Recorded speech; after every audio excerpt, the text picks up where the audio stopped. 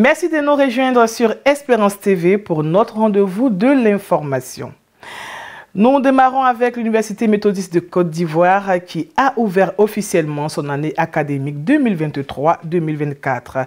Le culte et la séance solennelle de rentrée se sont déroulés à l'auditorium Bishop Benjamin Boni de l'institution ce vendredi 24 novembre 2023.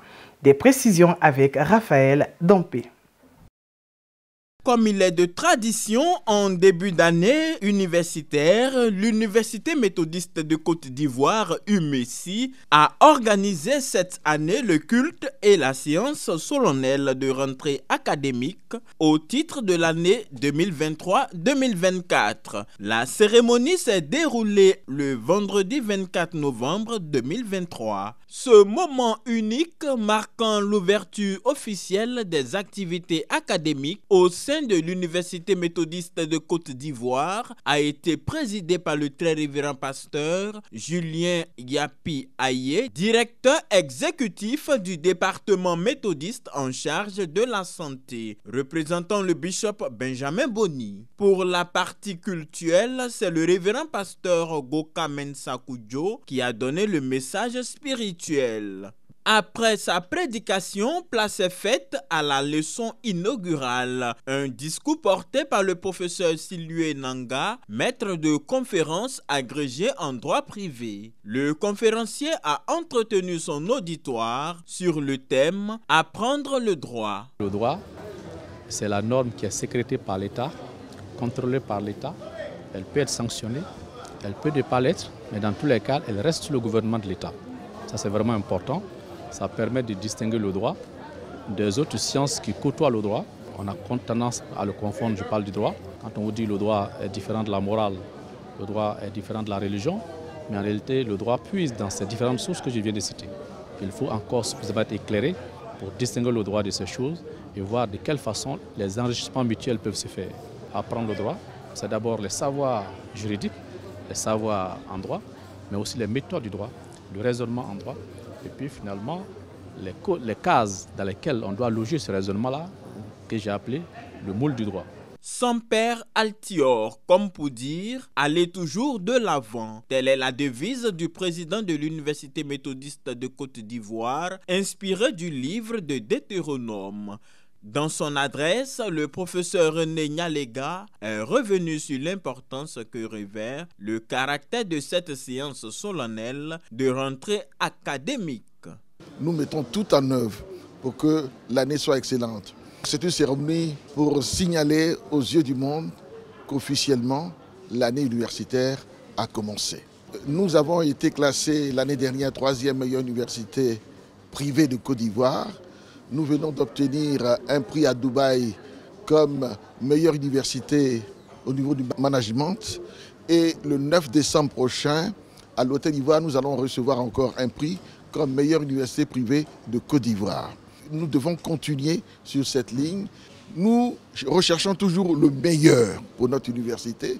Nous visons l'excellence. Et c'est pour cela que nous disons que les étudiants qui sont ici doivent être fiers de cette université. Au nom du bishop Benjamin Boni, le très révérend Julien Aye-Yapi s'est dit fier du travail abattu par l'administration de l'UMECI au vu de la qualité de la formation holistique dispensée. Ces prix et ces rangs honorables qu'on a eus, évidemment, ça honore non seulement l'établissement, mais l'Église et le pays. Et nous sommes vraiment très fiers de cet établissement. Ici, on ne donne pas seulement l'enseignement livresque, mais au niveau de tous les plans, c'est-à-dire cet enseignement prend en charge tout l'homme. Nous avons des éminents professeurs, alors ils doivent être fiers d'être étudiants ici parce qu'ils seront les bons fruits. Désigné meilleure université privée de Côte d'Ivoire en matière de gestion managériale à Dubaï, élu vice-président des universités méthodistes d'Afrique au Congo, membre de l'ASCAD, le professeur René Nyalega et son équipe comptent faire de l'université méthodiste de Côte d'Ivoire l'une des meilleures universités privées d'Afrique. Toujours à l'Université méthodiste de Côte d'Ivoire, le ministère ivoirien en charge de l'environnement et la transition écologique a lancé sa campagne de sensibilisation sur les matrices environnementales. Il s'agit pour ce ministère d'inculquer aux populations et particulièrement aux étudiants un comportement citoyen. Les détails avec Emmanuel Abalé. Le ministère de l'Environnement et de la Transition écologique a mis sur pied un vaste programme de sensibilisation sur la présentation des matrices environnementales. Quel enjeu à l'ère de la transition écologique. Cette première journée de sensibilisation a eu lieu le mercredi 22 novembre 2023 à l'Université méthodiste de Côte d'Ivoire. De retour de Dubaï, où il a été élevé au rang de meilleur manager des universités privées ivoiriennes, le professeur Nyalega Makagnon René s'est réjoui du choix de l'UMESI pour l'ouverture officielle de cette campagne de sensibilisation. Il est bien que vous ne soyez pas dans votre tour d'ivoire, mais que vous puissiez descendre dans l'arène pour expliquer aux étudiants de notre institution l'importance des questions environnementales. Merci de l'honneur que vous faites à notre institution. Nous vous recevons avec joie et honneur. Que Dieu vous bénisse. Pour M. Sidi Brahima, directeur de l'environnement et du développement durable, représentant le ministre de tutelle, choisir l'Université méthodiste de Côte d'Ivoire est fait à dessein car ce programme solidifiera les connaissances sur l'écosystème et mettra en mission ses étudiants auprès de leurs condisciples. Notre pays, à l'instar des autres territoires du monde, est confronté à de grands défis environnementaux, notamment la dégradation des terres, la pollution de l'air et de l'eau, la déforestation et le dérèglement climatique. Ces défis ont des conséquences directes sur notre vie et notre bien-être. Il est de notre responsabilité d'y apporter des réponses qui se veulent économiquement viables et socialement durables pour nous et les générations futures. Pour mieux cerner les défis liés au réchauffement climatique, 4 communications ont été faites, entre autres, les enjeux de la transition écologique en Côte d'Ivoire, les éco-gestes à adopter pour la pérennité des matrices, les actions du ministère de tutelle et la réglementation en matière de sauvegarde de l'environnement. Donc il fallait se rapprocher de cette communauté-là pour partager avec les étudiants ce que nous faisons au niveau du ministère de l'Environnement. Nous avons partagé avec nos étudiants les éco-gestes à pratiquer en milieu universitaire, en matière de gestion de déchets, en matière de gestion de l'eau, en matière de gestion de l'énergie. Après un échange enrichissant avec les étudiants de l'UMESI, une action éco-citoyenne est envisageable. Il y a des gens qui jettent les ordures un peu partout, on essaie de faire des sensibilisations, mais il se trouve qu'il n'y a pas de changement en fait. Donc moi je trouvais qu'il était impérieux de mettre l'accent un peu plus sur l'environnement, sur comment protéger l'environnement. Lorsque nous étions les ordures un peu dans les rues et autres, il y avait des sanctions.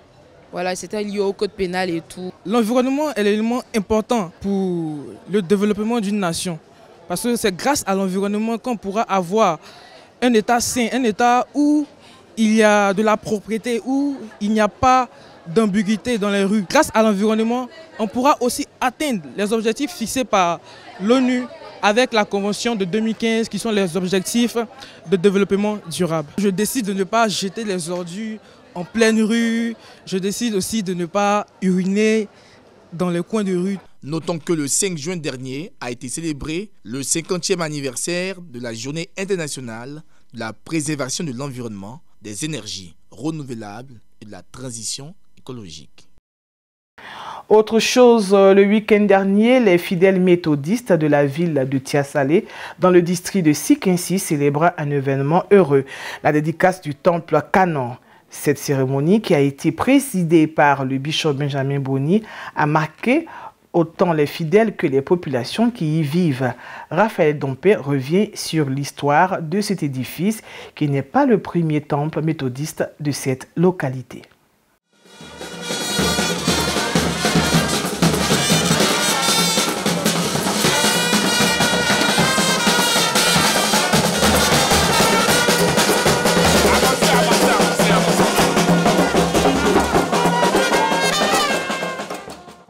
La journée dominicale du dimanche 19 novembre 2023 restera à jamais gravée dans la mémoire collective des habitants de Tia-Salé. Ce jour dominical a été choisi pour la dédicace du temple Canaan dans le district ordinaire de Sikensi. Pour l'histoire, le temple Exode est devenu exigu pour abriter les cultes et autres activités de l'église avec le nombre croissant des fidèles. En juin 1992, le colonel Akmel, préfet du département de Tia-Salé à cette époque, a octroyé un terrain d'1 hectare à la communauté méthodiste pour bâtir son temple. Sur ce site, les responsables décident donc de faire sortir de terre un édifice religieux à l'honneur et à la gloire du Dieu Tout-Puissant, de même qu'un préau pour l'école du dimanche. Une famille de Tia-Salé, les frères Poku Kwadio, Nguessan Poku Joseph, encouragés par les pasteurs Louis Schutz et Martin Djedjero pour la construction du temple Exode en 1928 sous un contrat de 6 mois au coût global de 60 000 francs CFA. Canaan, fruit de la collaboration et de l'écoute mutuelle de notre communauté, partie du temple Exode pour être ici ce jour. Mention spéciale au frère Alpha Sanogo qui a relevé, renforcé les murs et achevé complètement le temple. Nous voulons aussi penser au frère Traoré Abou qui a offert le temple de l'Ekodim et au doyen Bossé Opi Mathieu, le Siméon de Canaan. Les défis dans nos différents contextes appellent à des réflexions continues et même à des actions pour l'animation théologique. Il y avait eu beaucoup de difficultés en route, mais par la grâce de Dieu, nous avons surmonté ces différentes difficultés et pour pouvoir bâtir ce que vous voyez de gauche à droite sur ce site. Il faut dire qu'au début, moi j'étais musulman. Et par reconnaissance à cette religion que j'ai embrassée, par reconnaissance au bienfait du Christ, nous avons décidé ensemble de travailler sur le site. On a bâti le temple Ekodim et un autre frère a bâti le grand temple que vous voyez dans le dos. Nous sommes heureux, nous louons Dieu, nous disons merci à Dieu, nous disons merci à Jésus-Christ pour nous avoir soutenus. À la faveur du culte de la dédicace présidé par le bishop Benjamin Boni, le révérend pasteur Raphaël Nobou, pasteur principal en charge du district de Sikensi, a exhorté les chrétiens sur le thème « Canaan, là où coule le lait et le miel », inspiré de Exode chapitre 3, versets 1 à 10. Canaan, c'est le lieu d'obéissance. Qui veut peut être en paix. Qui veut peut obtenir le lait. Or, le lait, c'est l'abondance, c'est la nourriture, c'est l'essentiel. Nous devons donc consommer ce lait. Il s'agit de la parole de Dieu, afin que le miel qui va venir puisse nous apporter toute la joie et le bonheur. Que la Canaan soit une réalité, non pas seulement physique pour nous ici, mais une réalité spirituelle pour chacun d'entre nous. En prélude à cette cérémonie de dédicace, la chorale liturgique Canaan a été consacrée la veille en vue de l'animation du culte. Le circuit de Tia-Salé, faut-il le savoir, est administré par le révérend pasteur Jean-Jacques Kadji depuis 2022 jusqu'à ce jour. Bâtir un édifice de plus de 4000 places en l'honneur de l'Éternel, tel est le souhait des fidèles de la communauté du temple Bethesda de Dabou. En marge du culte du bâtisseur pour la mobilisation de fonds, une journée culturelle et un concert de louanges ont été organisés le samedi 18 novembre dans le cadre de l'anniversaire de pose de la première pierre du temple. Guy Aloka, Emmanuel Abalé. En marge de la préparation du culte du bâtisseur et des 25 ans plus 1 du temple Bethesda de Dabou, le conseil paroissial a initié le samedi 18 novembre 2023 une journée culturelle à l'attention des fidèles. Chants folkloriques, slam, prestations de chorale et d'instrumentistes de tous ordres ont été mis en avant.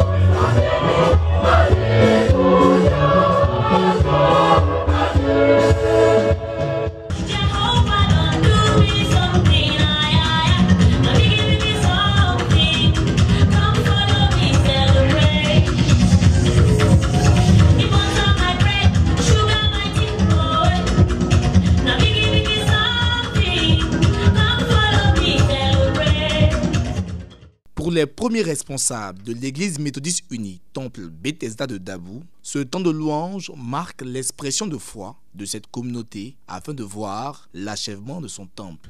L'objectif de cette soirée culturelle et récréative est de mettre en exergue les différents talents artistiques que regorge cette communauté. Dans le livre d'Exode, au chapitre 35 jusqu'à 36, Dieu a oint certaines personnes au niveau de l'art. Donc c'est dans cette optique-là que cette soirée-là est organisée pour préparer le culte du bâtisseur. Nous avons organisé une activité culturelle et artistique pour montrer tous les talents que Bethesda a à travers le défilé de mode, des activités de rap, donc de théâtre, de prestations artistiques en somme. Toutes ces activités pour mobiliser le peuple à pouvoir donner, dire merci au Seigneur pour les 25 ans plus 1 et du culte du bâtisseur. Imbibés de cette atmosphère d'adoration, les fidèles de la paroisse Bethesda de Dabou veulent s'engager dans cette œuvre de bâtisseur. C'est avec faste que le peuple de Dieu du temple Bethesda de Dabou a exprimé sa gratitude au Seigneur par des offrandes au lendemain de cette journée culturelle. Hors de nos frontières en Espagne, l'organisation non gouvernementale évangélique Fiat Gracia a reçu un prix du gouvernement au Pays Basque. Cette organisation qui lutte contre les violences faites aux femmes et la traite humaine depuis une quinzaine d'années a été récompensée du prix Menina pour ses actions après 3 années d'implantation en Euskadi. Avec ce prix, le gouvernement de l'État du Nord-Est espagnol reconnaît le travail de l'organisation chrétienne en faveur de l'éradication de ces abus. Selon Fiona Berlouche, directrice de l'ONG, c'est une reconnaissance qui encourage à aller de l'avant et à travailler avec excellence. Ainsi s'achève cette édition. Rappelons que ce dimanche 26 novembre est consacré à la mobilisation de fonds pour la télévision méthodiste. Tous engagés, soyons mobilisés dans nos différentes communautés. Excellente suite du programme sur Espérance TV. Dieu vous bénisse.